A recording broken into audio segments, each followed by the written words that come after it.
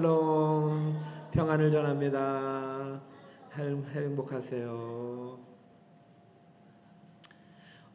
오늘 제목은요, 가치의 재방견 두 번째 시간인데 한번 따라해 볼까요? 구원의 창시자 예수 그리스도. 예수님이 구원의 창시자입니다. 이 가치를 우리가 깨달아야 됩니다. 2007년인가 1월쯤에 아침이었어요. 미국에 있는 워싱턴 지하철 르팡 프라자 앞에 있어요. 르팡 프라자 역 앞에 있는 워싱턴 지하철에서 세계적인 바이올리니스트가 연주를 했는데요.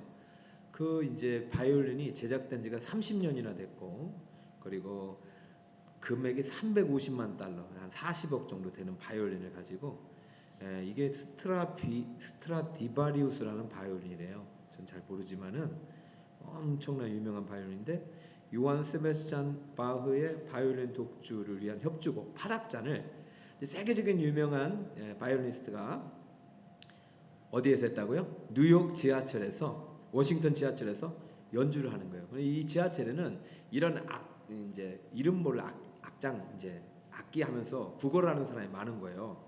과연 사람들이 이 사람을 알아볼까? 과연 이 사람들은 일반 동량을 받는 사람하고 똑같을까라는 테스트를 이제 워싱턴 포스트 기자가 제안을 했는데, 이 사람이 바로 이틀 전에 어디에서 공연을 했냐면은 유명한 그 이제 콘서트 홀에서 입장료만 1인당 300달러입니다. 입장료만 한 40만 원 되겠죠. 300달러가 되고, 뭐 오픈하면 다 매진될 정도로, 그러니까 엄청나게 유명한 사람이요. 조슈아 벨이라고 해요. 조슈아 벨이라는 사람이 이제는 옷을 허름하게 입고 가난한 거린처럼 이틀 뒤에 모르게 모자 쓰고 350만 달러짜리 바이올린을 켰습니다. 여러분, 과연 얼마나 많은 사람들이 알아봤을까요? 자, 한번 볼까요? 좀 이 편집을 해가지고 1분 30초 한번 들어보세요. 여러분,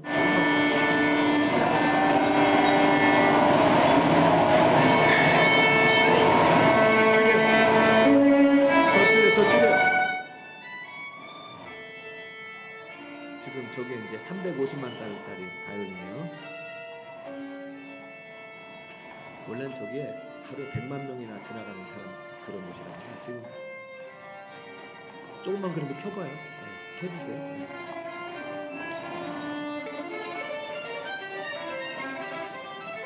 바흐의 바이올린 독주 협주곡 8악장이 지금 계속 연주되고 있습니다. 그런데 지금 저 바이올린 앞에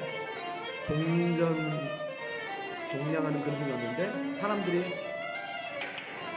멈추는 사람들이 있어요, 없어요? 네, 있어요. 지금 여러분들 지금 30만 달러짜리 음악을 듣고 있습니다.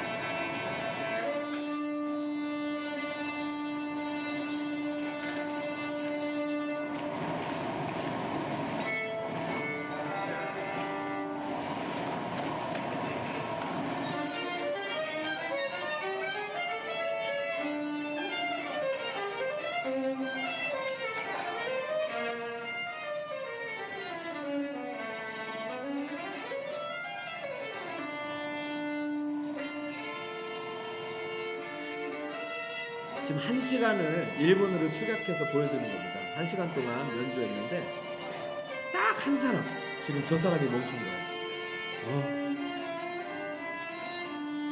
이 사람은 뭔가 다르다. 저 한 사람이 저 음악을 듣고 멈춘 다음에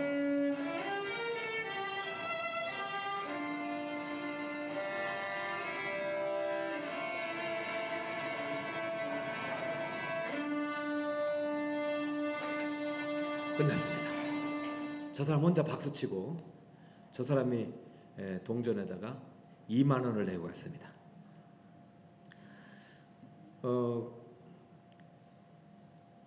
왜 이랬을까요? 원래 이분이 콘서트홀에서 화려한 옷을 입고 연주했다면 다 조슈아 벨이라는 걸 알아봤을 거 아닙니까? 그러니까 돈이 아깝지 않았을 거예요.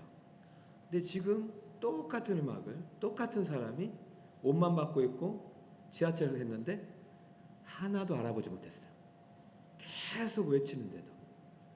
근데 누구 몇 사람만 알아봤다? 한 사람. 오늘 찬양도 한 사람. 오늘 하나님의 음성을 듣고 들으려 오신 여러분이 바로 그 한 사람의 주인공인 줄 믿습니다. 가치를 알기 때문에 오는 거예요.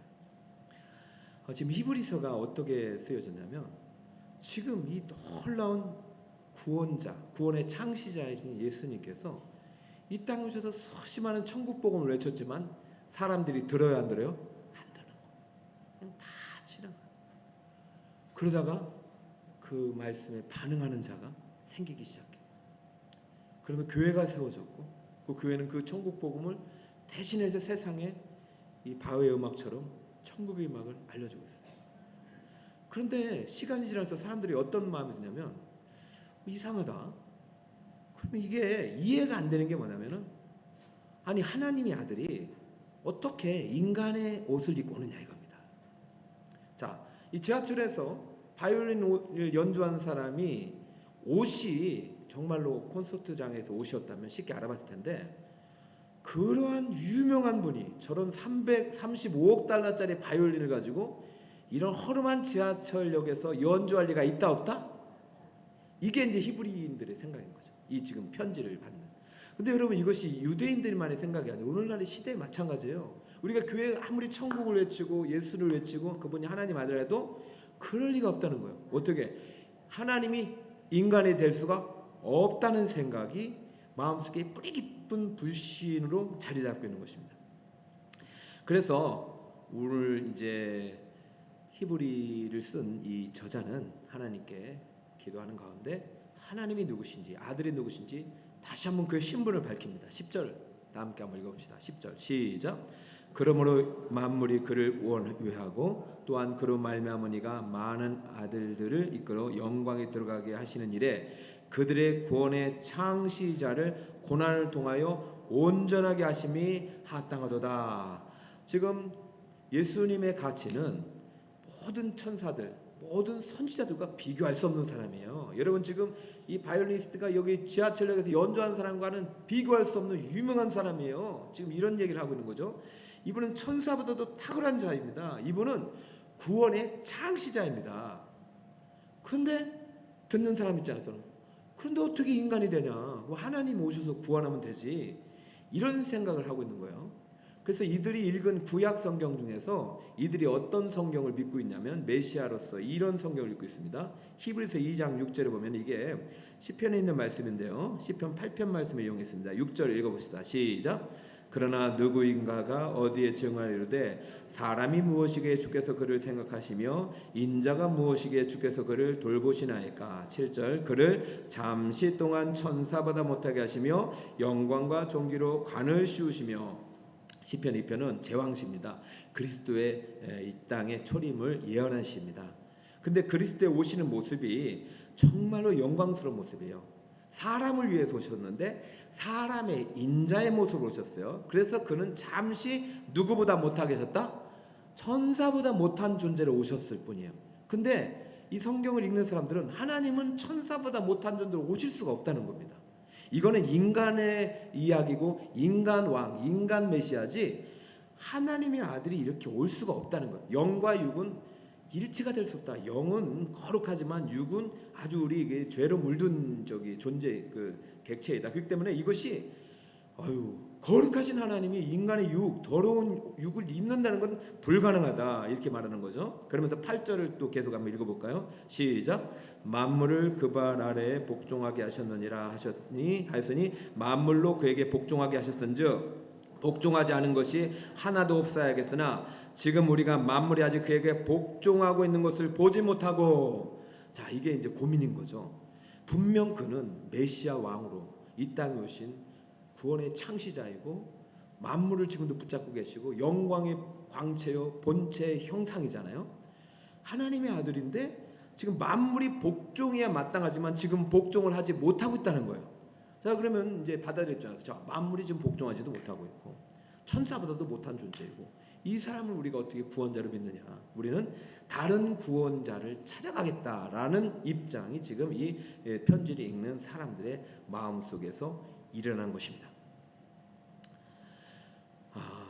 유대뿐만 아니라 오늘날 세상이 왜 전도가 힘드냐면 이 진리가 너무 받아들이기 힘들어요.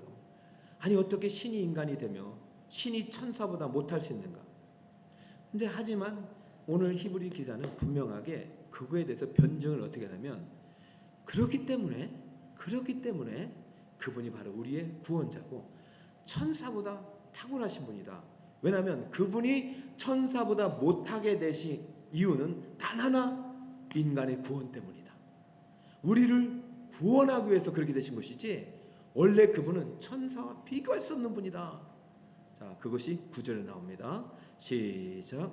오직 우리가 천사들보다 잠시 동안 못하게 하심을 입은 자 곧 죽음의 고난 받으심으로 말미암아 영광과 존귀로 관을 쓰신 예수를 보니 이를 행하심은 하나님의 은혜로 말미암아 모든 사람을 위하여 죽음을 할렐루야.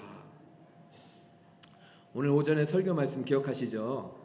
네, 실망을 뚫고 사망을 뚫고 절망을 뚫고 누가 찾아오셨어요? 소망의 하나님이 소망의 언약을 두고 찾아왔어요. 그러면서 아브라함에게 뭐라고 하시냐면 나는 전능자다. 근데요, 하나님이 못하는 게 있어요. 뭔지 아세요? 다 할 수 있는데 못하는 게 있어요. 다 하나. 하나님은 죽을 수가 없어요. 영원한 생명이기 때문에. 자, 그런데 오늘 본문은 뭐라고 해요? 하나님께서 죽음의 고난을 받으심으로 말미암아 영광과 존귀의 관을 쓰신 예수. 그 예수님은 무엇 때문에 오셨냐면 우리의 대속의 제물이 되기 위해서 오신 거예요.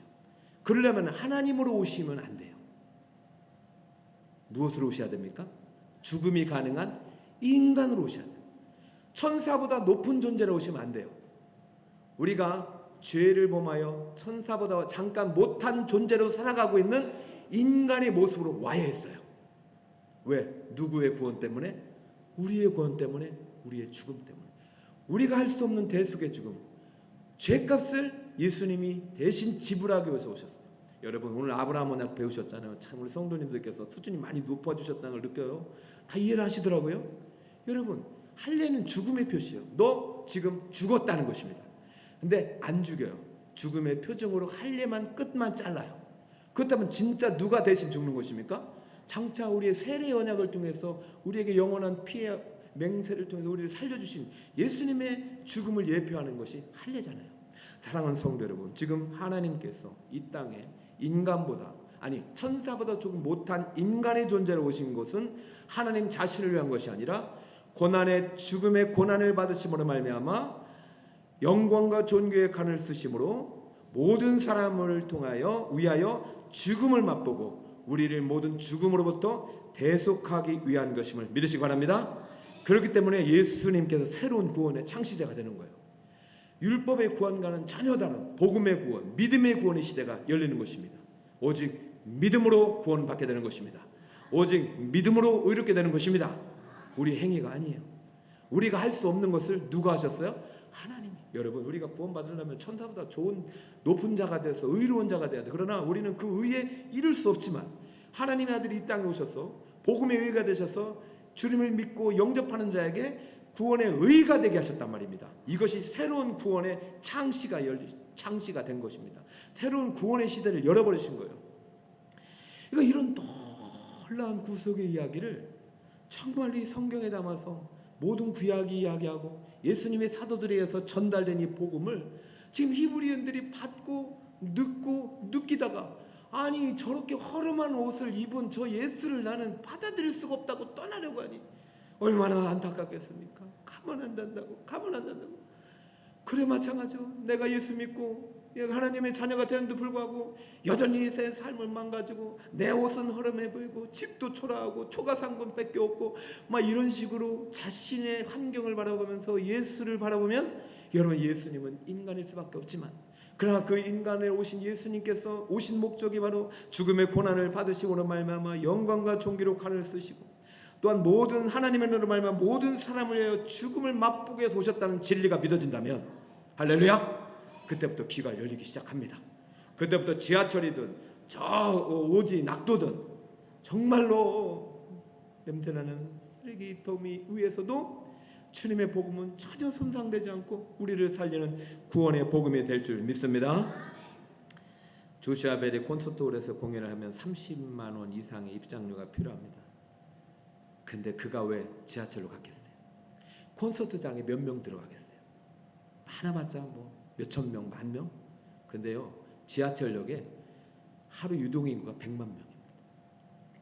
여러분, 예수님이 이 땅에 오신 것은요, 한 민족을 구원하러 오신 게 아니에요. 모든 믿는 자. 그래서 아브라함 언약이 지금 그런 구원의 언약의 출발이에요. 너는 한 민족의 아버지가 아니라 누구의 아버지? 열국, 모든 민족의 아버지. 여러분 모두에게 아브라함 언약의 비전이 있는 줄 믿으시 바랍니다. 그러니까 여러분 남은 생에 아브라함으로 살다 가지 마시고 지금이라도 아브라함의 비전에 눈뜨시기 바랍니다. 내가 그래서 너를 택한 것이 아니냐? 나는 전능한 하나님이다. 네 나이가 묻지 마라. 네 집의 환경 묻지 마라. 통장 잔고를 묻지 마라. 나는 전능한 하나님이다. 지금이라도 사라의 태를 열 수 있는 사람이다. 그러니까 내가 필요한 것은 내 행위가 아니라 오직 믿음이니라. 할렐루야. 여러분 이 믿음을 가지고 2026년 살아가시기를 축복합니다. 히브리서의 메시지는 딱 두 개예요. 큰 구원을 가볍게 여기지 말라. 이것을 가볍게 여기지 말라. 귀하게 여기고 큰 구원의 증인이 되어라. 하나님께서 오늘 우리에게도 동일한 말씀을 주신 줄 믿습니다. 만약에 가볍게 여긴다면 내가 너를 반드시 보응하리라. 그리고요, 만약에 이 말씀에 반응하는 자에게 무슨 메시지를 주시냐면, 그러면 그 구원의 은혜가 네가 할례 받고 세례 받는 그 당시만이 아니라 계속해서 흐르게 될 것이라 말합니다. 결론입니다. 18절 한번 읽어볼까요? 시작. 그가 18절 시작. 그가 시험을 받아 고난을 당하셨은즉 시험 받는 자들을 능히 도우실 수 있느니라. 할렐루야. 여러분 신앙생활은 시험이 없다 하죠. 그러나 그 모든 고난과 시험으로부터 우리 하나님께서 여러분을 날마다 구원의 은혜를 베풀어 주실 것입니다. 그러니까 구원은요 일회성이 아니에요. 한 번 받은 구원은 영원한 구원이지만 그 구원을 날마다 믿음 안에서 누릴 수 있는 것입니다. 결론을 맺습니다. 믿음은 녹화 방송이 아니라 무슨 방송? 생방송. 지금도 하나님께서는 말씀을 통하여 교회를 통하여 여러분을 통해서 천국 방송이 들려지게 하기를 원하십니다. 여러분 안에 믿는 예수님의 가치에 눈을 뜨시기 바랍니다. 그러면 350만 원짜리 그 스트라비우스 그 바이올린과 비교할 수 없는 정말로 이 세상 모두를 다 주고도 살 수 없는 영원한 하나님 나라의 주인이십니다. 그분을 믿는 자부심을 가지고 한 주간도 믿음으로 승리하시는 우리 성도님 되시기를 예수 이름으로 축원합니다. 304